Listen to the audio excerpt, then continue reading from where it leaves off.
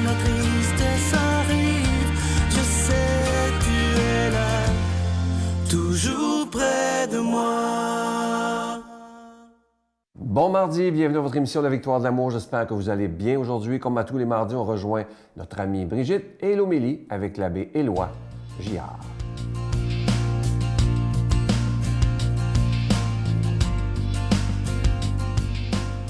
Bon matin tout le monde.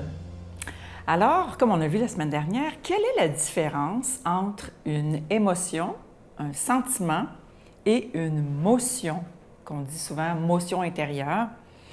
Alors, c'est trois concepts très semblables, mais Saint Ignace nous apprend à discerner justement les trois.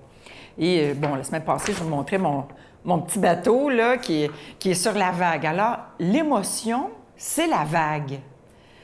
Une émotion, c'est une réponse physiologique à un événement extérieur. Ça veut dire que je peux même pas le contrôler.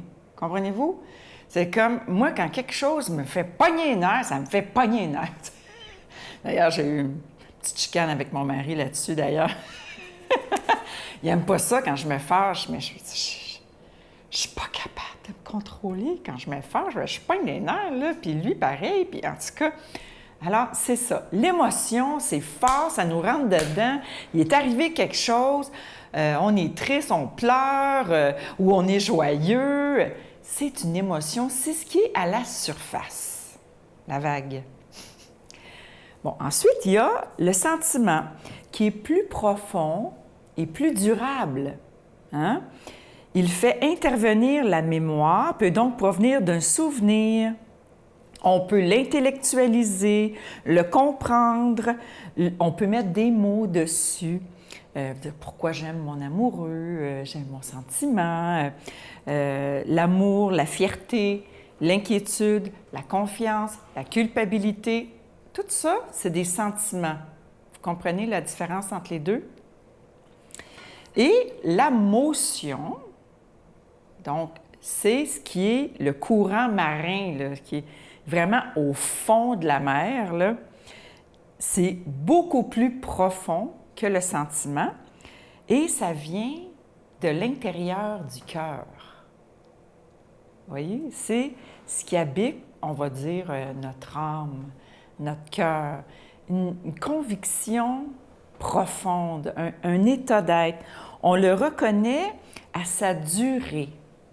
C'est quelque chose qui dure, quelque chose qui persiste dans le temps. C'est pas volage comme une émotion, par exemple, ou même un sentiment. Un sentiment, ça peut partir avec le temps. Une émotion, parfois, ça peut durer des mois ou même des années, indépendamment des fluctuations événementielles. Donc, les événements arrivent, comme la COVID. Je garde une paix intérieure quand même. Ma motion intérieure peut être bousculée, mais je peux y revenir parce que c'est du solide. Ce ne sont pas les événements qui gouvernent, c'est autre chose. C'est la paix intérieure qui te permet de rester stable et heureux malgré les circonstances parfois terribles. On dit qu'elle est d'ordre spirituel et non psychologique. Donc, c'est plus profond que le sentiment. Notre Père qui es aux cieux, que ton nom soit sanctifié, que ton règne vienne, que ta volonté soit faite sur la terre comme au ciel. Donne-nous aujourd'hui notre pain de ce jour. Pardonne-nous nos offenses comme nous pardonnons à ceux qui nous ont offensés. Ne nous laisse pas entrer en tentation, mais délivre-nous du mal, car c'est à toi qu'appartient le règne, la puissance et la gloire pour les siècles des siècles. Amen. Mon Père, je m'abandonne à toi. Fais de moi ce qu'il te plaira. Quoi que tu fasses de moi, je te remercie. Je suis prête à tout, j'accepte tout, pourvu que ta volonté se fasse en moi, en toutes les créatures. Je ne désire rien d'autre, mon Dieu. Je remets mon âme entre tes mains. Je te la donne, mon Dieu, avec tout l'amour de mon cœur, parce que je t'aime, et que ce m'est un besoin d'amour de me donner, de me remettre entre tes mains, sans mesure, avec une infinie confiance, car tu es mon Père.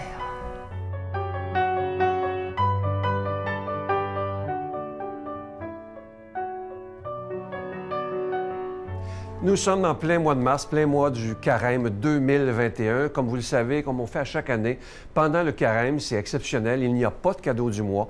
Ce qu'on vous suggère, ce qu'on vous demande, c'est de faire un don, mais sans attendre rien en retour, simplement pour que la parole de Dieu soit annoncée. Et dans les moments qu'on vit depuis longtemps déjà, on a vraiment besoin de cette parole de Dieu, de cette espérance, de cette lumière au bout du tunnel. Et moi, ce que je trouve magnifique, c'est depuis maintenant plus de 26 ans, cette œuvre, elle existe pour donner justement de l'espérance, parce qu'on en a vraiment, vraiment besoin. Alors, je vous remercie de tout cœur de ce que vous ferez, tout à fait gratuitement. Vous savez que Saint Paul dit dans une de ses lettres, Dieu bénit celui qui donne avec joie. C'est très important de donner si ça nous fait plaisir. Il ne faut jamais se sentir obligé. Alors, je vous dis merci de tout cœur de votre don spécial du Carême. Je vous donne l'adresse. La Victoire de l'Amour, case postale 120, succursale Boucherville à Boucherville. Le J4B 5E6, je vous la redonne. La Victoire de l'Amour, case postale 120, succursale Boucherville à Boucherville. Le J4B 5E6, également par téléphone du lundi au vendredi par carte de crédit de 8h30 à 16h30 dans le 514-523-4433, 523-4433 ou sans frais le 1-888-811-9291, 1-888-811-9291 et aussi sur notre site Internet, le www.lavictoiredelamour.org. Alors, merci de tout cœur, comme je vous disais tantôt, de ce que vous ferez pour la Victoire de l'amour. Merci de donner des mains à la Providence et merci de votre don tout à fait spécial du Carême 2021.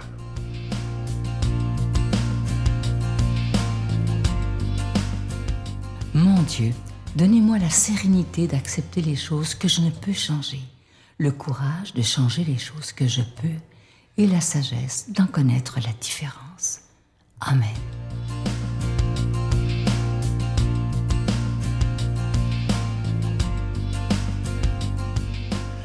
Bonjour mes amis, bon matin. Ah, c'est plaisant de se retrouver une nouvelle fois.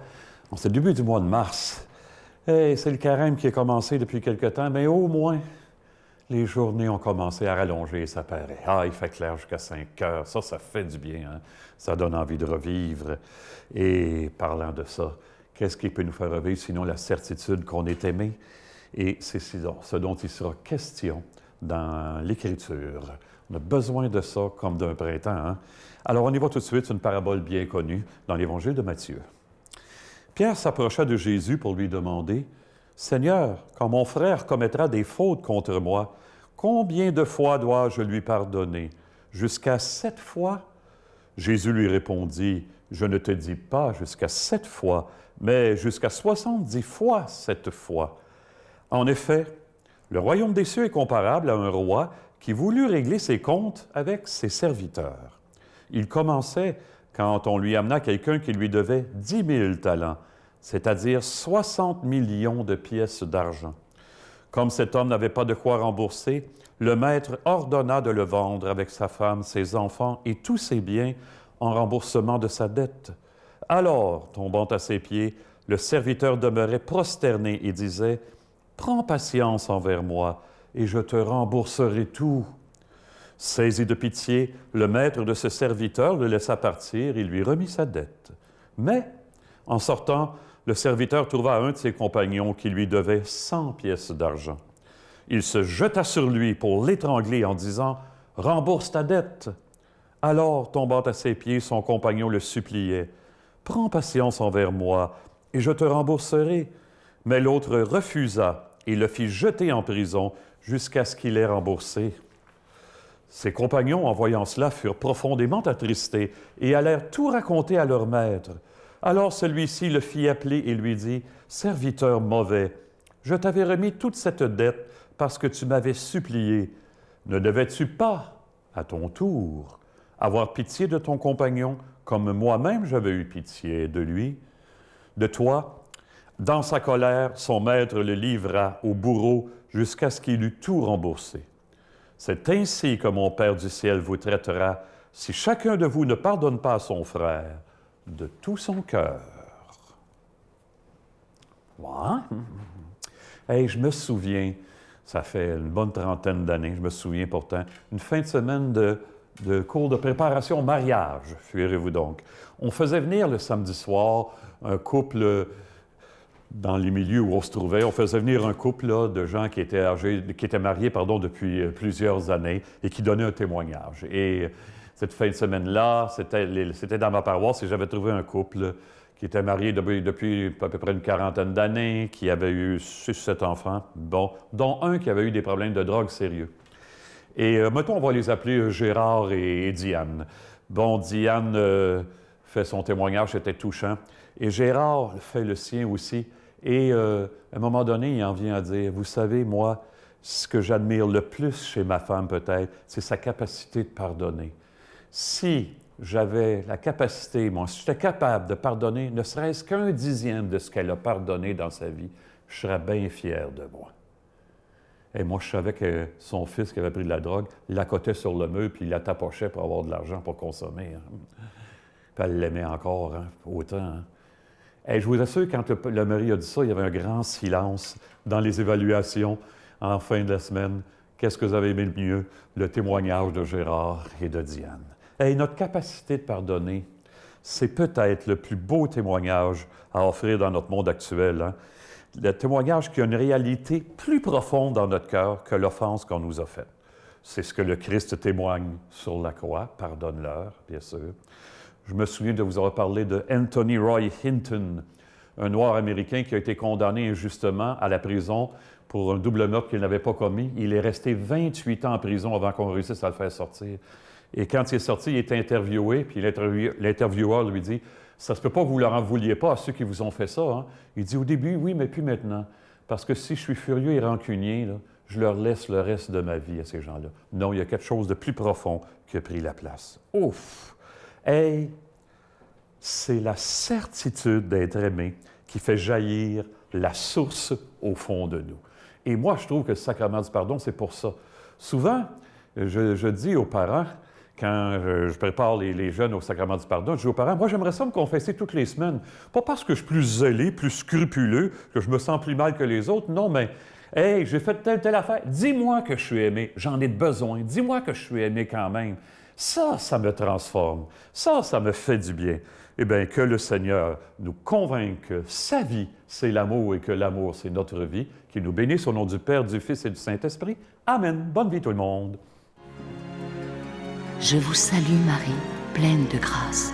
Le Seigneur est avec vous. Vous êtes bénie entre toutes les femmes, et Jésus, le fruit de vos entrailles, est béni. Sainte Marie, Mère de Dieu, priez pour nous pauvres pécheurs, maintenant et à l'heure de notre mort. Amen.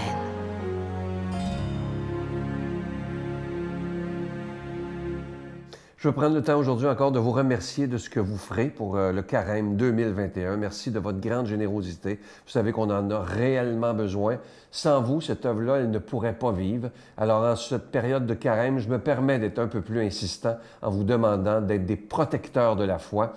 Merci de ne pas seulement être des spectateurs qui prenez, mais devenez des collaborateurs de la victoire de l'amour, parce qu'ensemble, on est une belle et grande famille. Et comme je vous le dis depuis très longtemps, l'important, là, c'est pas de se vider les poches. J'ai jamais joué ces sentiments, et c'est surtout pas mon genre, et je le ferai jamais.